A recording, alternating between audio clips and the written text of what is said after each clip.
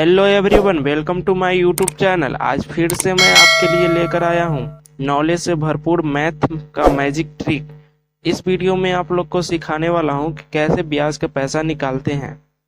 तो चलिए देरी न करते हुए शुरू करते हैं। पहला क्वेश्चन हम लोग देखते हैं कि 1200 रुपये का 5% से 6 माह का ब्याज दर कितना होगा। ये हमारा क्वेश्चन हो गया और बोल रहा है कि 1200 रुपये जब आपको कोई देगा 5% रुपए के ब्याज से, तो 6 माह का आप ब्याज कितना दीजिएगा उसको। तो चलिए हम इसको सॉल्व करते हैं। पहले तो आपको इस तरह का प्रतिशत निकालना होगा, ठीक है ना। 1200 का 5%, तो यहाँ पे आप लिखेंगे 1200 रुपये का 5%, और इसको आप 2 शून्य से 2 शून्य काट दीजिए।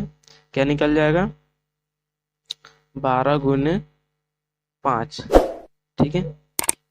12 पचे 60। ये हमारा जो निकल रहा है 1 महीने का ब्याज निकल रहा है, ठीक है ना। तो कह रहा है कि 6 माह का, जब आपको पता है कि 1 महीने का कितना हो गया 60, ठीक है। तो 6 माह का कितना होगा, तो आप उसमें गुना कर दीजिए। 60 गुने 6 यानी कि 360। अब इसको आप गुना करके देख लीजिएगा, इतना ही आने वाला है। नंबर में बी नंबर में आपका आंसर रखा हुआ है 360 रुपये, ठीक है ना। तो ये 1 मंथ का ब्याज आपका 60 था, और 6 मंथ का जब पूछ रहा है तो आपका 1 मंथ में 6 से गुना हो जाएगा, तो निकल के आ रहा है 360। तो जैसा कि पहला क्वेश्चन में आप लोग को बहुत ही आसानी भाषा में आने की कोशिश किया गया है कि कैसे ब्याज के पैसा निकालेंगे, तो काफ़ी हद तक आप लोगों ने क्वेश्चन को समझा और बनाने की कोशिश किया, और परफेक्ट आप लोग का आंसर आ चुका है। इसी के साथ हम लोग कोशिश करेंगे कि एक और प्रश्न क्वेश्चन आप लोग को दिया जाए, ताकि इससे भी बेहतर ढंग से आप अपने मन से कोशिश करें प्रश्न को सॉल्व करने के लिए। क्वेश्चन नंबर 2 में कहा गया है कि 10,000 का 5% ब्याज दर से 15 माह का ब्याज कितना होगा। क्वेश्चन के कहने का मतलब कि जब कोई पर्सन आपको 10,000 रुपया देता है 5% ब्याज से, और आप 15 माह के बाद जब ब्याज दीजिएगा तो कितना दीजिएगा, ये आपको निकाल के बताना है। तो जिस तरह से पहले क्वेश्चन में पूरे मेथड को समझाया गया है, पूरे ट्रिक के साथ आप लोग अगर फॉलो करते हैं और उसी तरह आप लोग सॉल्व करने की कोशिश करेंगे, तो आपका भी आंसर सही आ जाएगा। तो चलिए कोशिश कीजिए आप लोग बनाने का। पहले तो वीडियो को रोक दीजिए और क्वेश्चन को नोट डाउन कर लीजिए अपने कॉपी में, और बनाना शुरू कीजिए। जब आपका क्वेश्चन आंसर कंप्लीट हो जाता है, तब आप वीडियो को स्टार्ट करके हमारा आंसर देख सकते हैं, और आप अपने कॉपी से मैच कर लीजिएगा। तो शुरू कीजिएगा। पहले 10,000 का आप लोग क्या कीजिएगा कि 5% निकालिएगा, ठीक है। 5% निकालने के बाद जो आएगा वो आपका 1 मंथ का निकल के आएगा, ठीक है। और जब 1 मंथ का निकल जाएगा तो आपको भी पता है कि 15 से गुना कर देंगे, जो भी ब्याज निकल के 1 महीना वाला जो आएगा, तो वो आपका टोटल निकल के आएगा, और टोटल निकल के आएगा वही आपका आंसर हो जाएगा। तो चलिए इसी के साथ आंसर होना चाहिए डी नंबर। 7,500 रुपया है, तो आपका ऑप्शन नंबर डी हो जाएगा।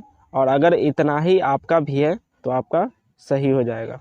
तो देखा आपने कितना आसानी से हमने समझाने की कोशिश किया था, और बहुत ही बेहतर ढंग से आप लोग भी इसको समझ रहे हैं और बना रहे हैं, और काफ़ी हद तक आपका क्वेश्चन आंसर सही हो रहा है। तो चलिए तीसरा क्वेश्चन भी आप लोग टच कीजिए और उसको भी सॉल्व करने की कोशिश कीजिए।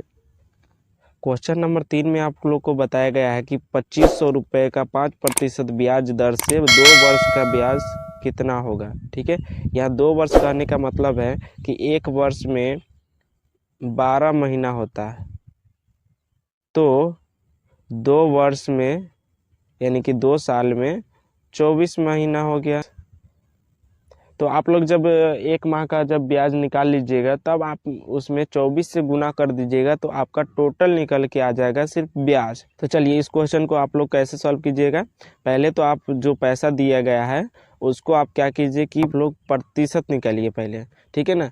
2500 का 5% निकालिए। जो प्रतिशत निकाल के आएगा आपका, वो आपका सिर्फ 1 मंथ का निकलेगा, और 24 में जब गुना कर दीजिएगा उससे, ठीक है, तो वो आपका पूरा निकल के आ जाएगा। तो आपका आंसर होना चाहिए 3,000 रुपया, ठीक है ना।